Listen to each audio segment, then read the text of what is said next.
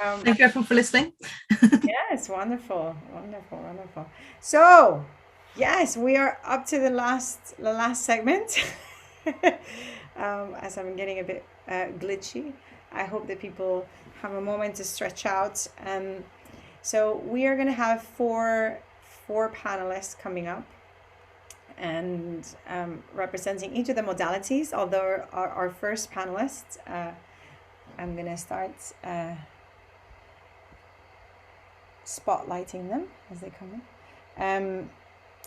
We have Becca Sayers, who's a music therapist, and she is also the lead for WATAF, Wales Arts Therapies Advisory Forum, and she's going to be speaking a little bit about that. And we have Rosie Bufton, who you heard this morning, and is going to come to talk a little bit about these collaborative encounters. We're going to have Penny Hallas, who's an art psychotherapist, talking about a previous project that incorporated different modalities. Very interesting work. And then I'll have a little bit of a chance to also speak about my collaborative practice with an art therapist as part of previous work in Scotland with LGBTQ plus community, and also my supervisory relationship with a drama therapist. So looking at these kind of interweavings. So essentially, the format here is going to be a bit different. We are going to speak about 15 minutes each, and we'll have very, very quick time to maybe answer maybe one question or two questions about the work. Feel free to just pop them into the chat as always. And then we'll see if we have time at the end to address some of the questions. So I'm going to spotlight. Let me spotlight you, Becca. So great to see you, Becca. Welcome. Hello. I didn't really get a chance to check my mic. Is it working okay? Can you hear me clearly? Yes. Brilliant. Shall I just get going then? Yes. Yeah. Okay. So my name's Becca Sayers, and I'm a music therapist. I've been a music therapist since 2003. So that's about 18 years. I've worked in a whole range of different settings, special education, mainstream education, paediatric hospitals, adults with autism, adults with learning disabilities, and in dementia care, palliative care. So a whole range. And actually right at the moment I am working in a job that is I'm not working as a music therapist, but I got the job because I'm a music therapist. So I'm working in wellbeing for a charity that works with people who are homeless and to end homelessness, working actually with colleagues. So that's sort of me.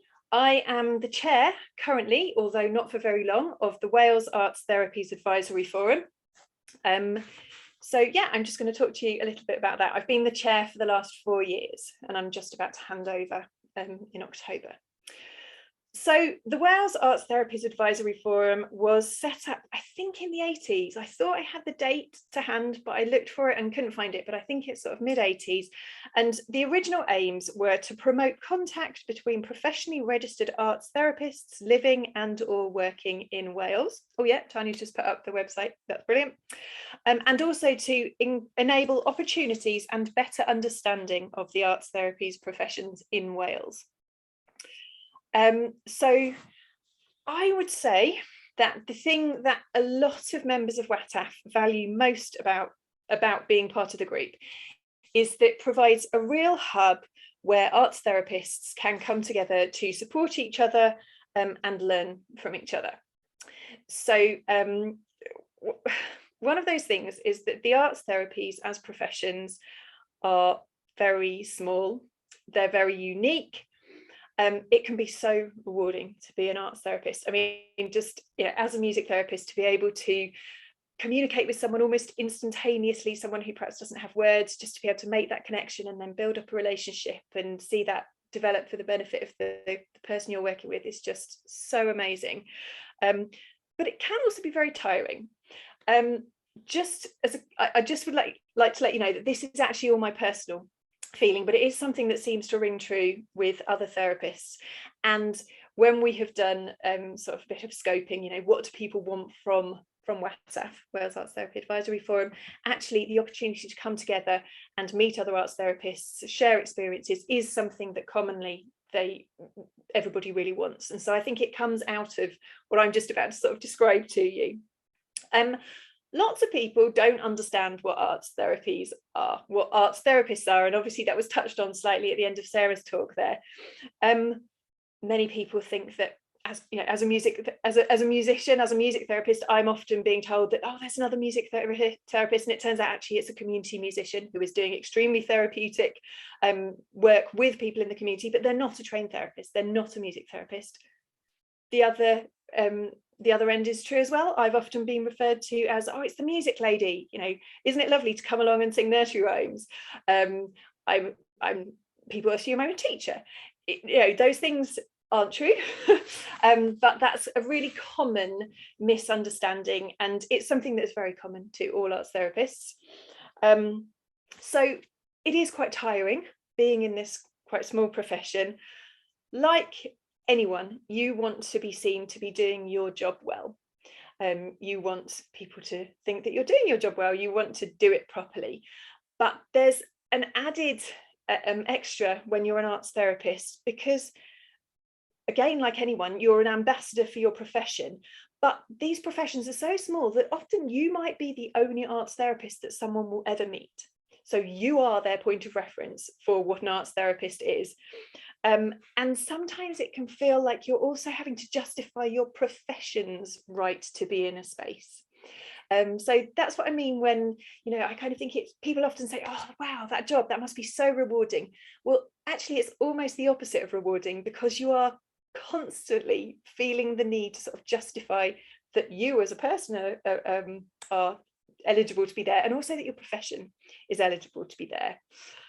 Many arts therapists work on their own.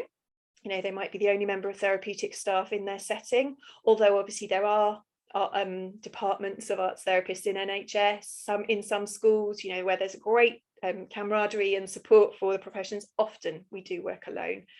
You know, even if we make a huge effort to embed with other colleagues and in that workplace, it is the case that often you are working in isolation with what you're actually doing. So there's just this sense of relief at being in a space where people understand what it is you do. So yeah, I mean, it's unusual for us all to be in a space together. So that is something that is so valuable, and I think people really appreciate about being part of WATAF. So WATAF is quite unique within the UK. I think there may be something a bit smaller but quite similar in Scotland, but I'm not entirely sure. Yeah, as individual professions, obviously we all have our professional groups which are UK wide, and we've also got area groups. So, you know, that's great to be able to connect with other people of exactly your same profession. But the richness that we get from being able to meet with the other arts therapists, I think, is quite unique. There are lots of similarities, and there are also lots of differences. I personally, having worked with drama therapists, really see the similarities that we have across drama and music. I'd say possibly as a music therapist, the art therapy way of working is possibly the furthest removed, but there are still so many similarities and actually influences when you work with somebody and even talk to somebody else about how they would work with a particular client group. What we have as part of WATAF was we have CPD activities, and one of the last activities we had was a session led by a dance movement psychotherapist. So it was an experiential, you know, introduction to the profession, and it was just amazing being in the room with art therapists, other music therapists, led by this dance movement therapist, because sort of throughout the whole session, people were sort of saying, oh yeah, you know, I do this, but when I do it, it's sort of slightly done like this because I'm using this modality. But fundamentally, we all immediately got what the activity was. We got what the aims were. We got how to do it. It was just shaped slightly differently by the modality that it was. yeah, the other thing is we all have the same theoretical understanding. So we sort of, we base a lot of our work on play, Winnicott, lots of theories that we all learn. And so therefore the difference comes in the modality that we're working with, the way we think about, process what's happening between us and our client, the reason why we're doing things. That seems to be really, really similar. It's very reassuring. It's very reassuring to know that the professions have come to the same conclusions, that we use the same theoretical backing, we use the same ideas. I'm not hugely knowledgeable about the foundation of other arts therapists, but they didn't develop as one arts therapy and then divide off into different modalities. It's actually sort of more recently, I think, that they've come together to really support each other and actually, support each other for mutual gain.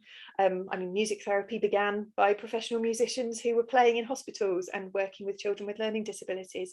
So we have almost, I'm assuming that we've almost sort of come to the same, we've picked the same kind of theories that really work, that really mean something, and have come to sort of the same conclusions. And now we're sort of stronger together. And that's not the only thing that WATAF does. So WATAF gives us a structure where we have an integral role as a feeder group. We have a representative on the Welsh Allied Health Professions Committee. So that's a government feeder group and an advisory group who has the chief therapist advisor to the Welsh government sits on that group. So yes, the Welsh Allied Health Professions Council is an advisory body. It's made up of allied health professions, so speech therapists, occupational therapists, physiotherapists, paramedics, quite a range of therapists. So as a group, all the professions work together to input to government consultations, using information that comes from the feeder groups. So I mean, it's used to sort of create working groups, documents, influence government policy. For example, one of the things that a few years ago was worked on was showing ways in which allied health professionals prevent hospital admissions. So that's the sort of general way that works. But even within that group, WATAF holds quite a unique place. Every single one of our members gets the emails about what's going on. Our representative on that panel will send out emails when they want some responses. In larger professions, it's not really manageable to send things out to everyone, so it tends to go down through managers and different teams. But we're small enough, everyone receives that information and has a chance, therefore, to contribute.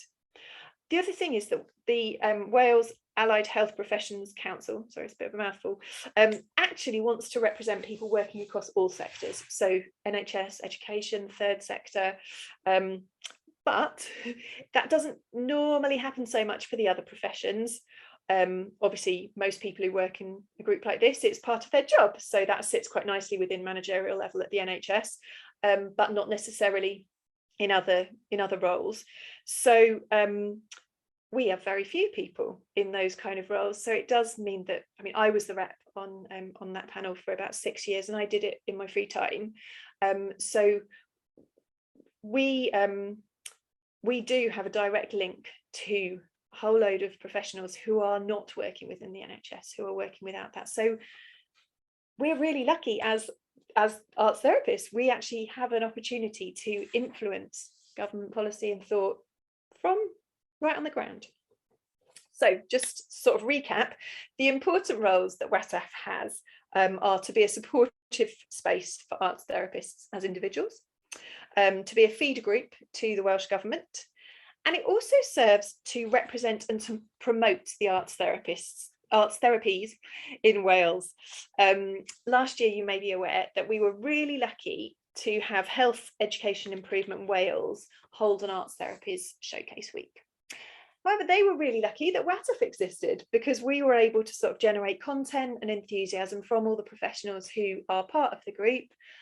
Many people who did it as in their own time, and wrote presentations and took part as volunteers. So it was amazing that we were able to use this opportunity to sort of share information about what it is that we do.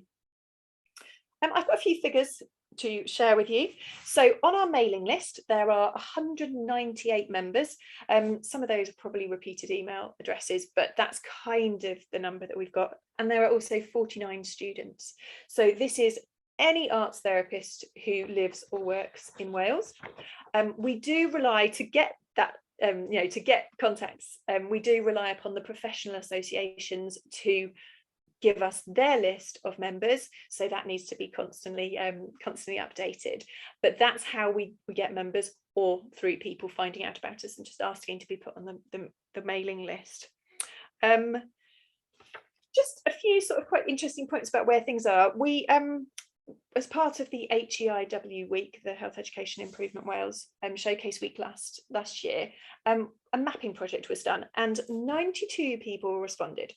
So actually that's probably over half of the entire profession of the country, which I think is quite a good number. Now, of those people, 39% of respondents work for the NHS. I think that's a slightly skewed number, because I wonder if it's more likely that somebody who works within the NHS would actually have noticed the email and responded. So it may be that that's not quite accurate overall. 83.5% of respondents carry out work either full or part-time outside of the NHS. So that's even taking into account the fact that lots of those people who don't work within the NHS wouldn't have actually responded. I think that's probably really quite representative.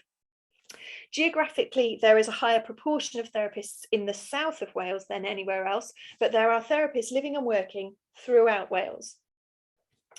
Therapists work across the lifespan, and one of the largest client groups work with is adults and children with learning disabilities. However, here again, I want to just offer a slight caveat in that actually the largest number of people who responded were music therapists, and yet proportionally art therapists are actually the biggest working group in Wales. So music therapists may be slightly more likely to work with people with learning disabilities, so therefore that result may be very slightly skewed, because more music therapists than art therapists actually filled in the project, the mapping thing. The questionnaire, they filled in the questionnaire. And yeah, so actually that's how I can finish, couldn't it? So arts therapists are the biggest profession in Wales, I believe, followed by music therapists, followed by drama therapists, followed by dance movement therapists. And until a few years ago, there was actually only one dance movement therapist who was active in WATF, and now there's just so much going on. It's really exciting to sort of have this new influx of enthusiasm and experience from dance movement psychotherapists. Just to finish, digital has really helped us, actually. We have 3 meetings a year, one in the south of Wales, one in the mid of Wales, and one in the north of Wales. And traditionally that has been, so every arts therapist in Wales can attend the meeting that is nearest to them. So it was only really intended that people would go to one meeting a year. However, with the event of digital and the lockdown, people have been coming to the 3 meetings a year, which is a really lovely opportunity to see people and to really stay in contact and actually generate this sort of buzz of excitement, get some work done, make some, get some working groups together to do projects that are things that interest members of the group. So yes, within our meeting, we have a business meeting to start with, which goes through the perhaps slightly dull things, such as consultations and things that we can input into, electing members, because obviously we totally run on volunteers, and everything that we do is for the members of the Arts Therapies community, but it's also done by volunteers from the Arts Therapies community. And then we have a CPD activity, which is a great opportunity for people to get something out of meeting up with the rest of us. Yeah, I feel like I started really energetically, and now I've just finished with sort of an overview and some figures, but my time is over, so there we go. Oh, that's brilliant, Becca. It's really great to get these numbers and these figures, because they really highlight how growing, how the field is growing and how emerging and all these new exciting things are happening, which is great. Do we have any questions for Becca? I popped in the link to WATF, and yeah, it is a great example of collaborative work. There's, I met, I thought I would be the only DMP in one of those meetings, and now we're 11. Yeah, it's incredible. And it was from these meetings, they were like, oh, are you a dance therapist? I'm a dance therapist. Oh, great. So let's talk. And I think it's a great opportunity to meet other people and also to work with other modalities. So I think it sparked a lot of collaborations across its lifespan, and hopefully more. And it's also a great way to understand what is going on and the relationship with the NHS, which is so